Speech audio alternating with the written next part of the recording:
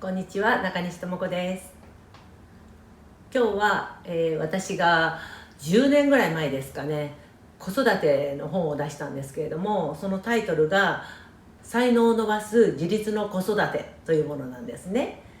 でそれは子どもたちが高校生と大学生ぐらいの時に書いたんですけれども、子育てって何を目標にしてるのかっていうと、その子どもたちが自立して生きていけるためにだと思うので、その辺の話をちょっとしてみたいなと思って今日は、撮影してます。じゃあ親は子育ての時に何をするのか、私はじゃあ何をすればいいのか、大切なことを考えると3つ浮かぶんですけれども、まずはですね、心からあなたのことを愛しているということをいろんな部分で表していけばいいかなと思います。小さな時だったら、あなたのことが好きだから言っているんだよっていうのを言葉としては言ってましたね。でアメリカだと、よくハグとかもするんで、それも日本でもね、小さなうちだったらハグっていうのはいいかなと思いますね。でその中にやっぱり信じてるんだよっていうところを表す。これは夫婦であっても一緒だと思うんですけれども、どれだけあなたのことを信じているかっていうのが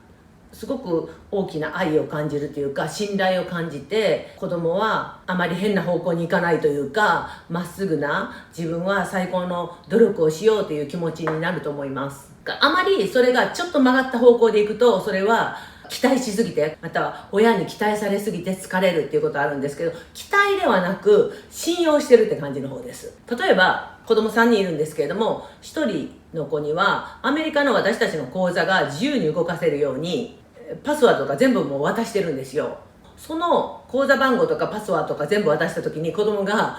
そんな信用してるのってびっくりしたんですけれども、もちろんって、まさかあなたがお母さんたちのお金をなんか取るとか変なことをするなんてもう考えられないので、もちろん信用してるよって言ったら、おーってびっくりしてました。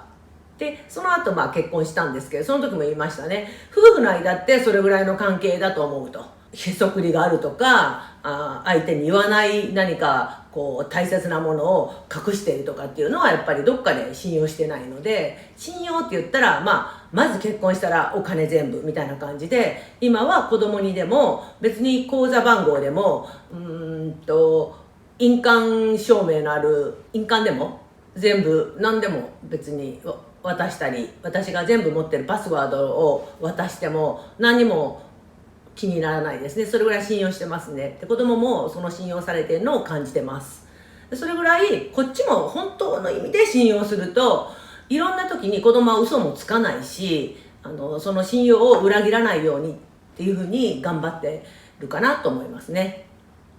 それからやっぱり健康を保つ。これはもう本当いつも言ってるので、もう見てくださってる人は同じことばっかり言ってると思うかもしれないんですけど、親が絶対やらないといけないのは健康を保つということですので、食事のことと睡眠と運動、この3つの管理をするのが親の責任でもあると思います。例えば一つ言うと、お子さんが1歳から10歳ぐらいのまででとっても太ってるとかとっても痩せてるっていうのは全然本人の責任じゃなくって、もう全て親ですって私は言い切ってます。親です。親は何とでもできます。子供のその太ってるとか痩せてるとか、運動に関してもある程度私はできると思うんですけれども、もしかしたら親がとっても苦手だったり嫌な意識があると難しいところもあるかなと思います。睡眠もそうですね。ある程度は親もできてないと難しいところはあると思うんですけれども、親も子供のためだと、自分のためでもありますね。自分が健康でいると子供のためにもなるので、のためにもこの3つを揃えるっていうのはもう子供のために親がするべきことだと思います。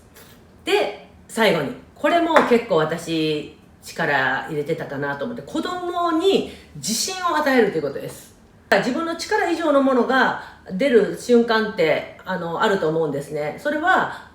自分の力以上のものが出てるというより、持ってるものを引き出す誰かがいてて、それが親であったら強い自信になるかなと思います。気持ちの問題だからって絶対できるからとか分かんないですけどね。でもやっぱりすごい信用してるので、子供が何かで失敗しても本当に私は何とかできるだろうと思ってましたね。あんまり道を作るって考えないで、本人がこう興味あったことで、よほど悪いことじゃない限り、よほどこっちが困ることじゃない限り、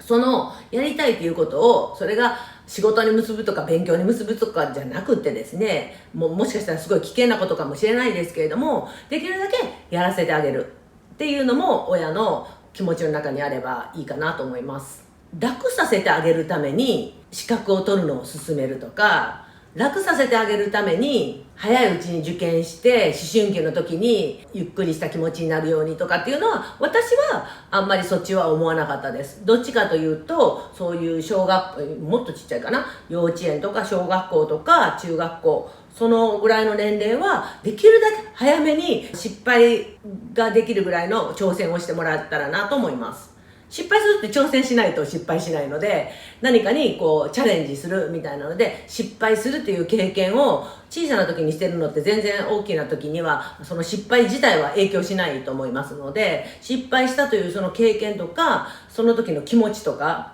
うまくいったらその克服したという経験を、または悔しかったっていう気持ちを、大きな時にそれが力になるという形で考えたらいいかなと思いますね。本当にこんな時期ですけど、皆さん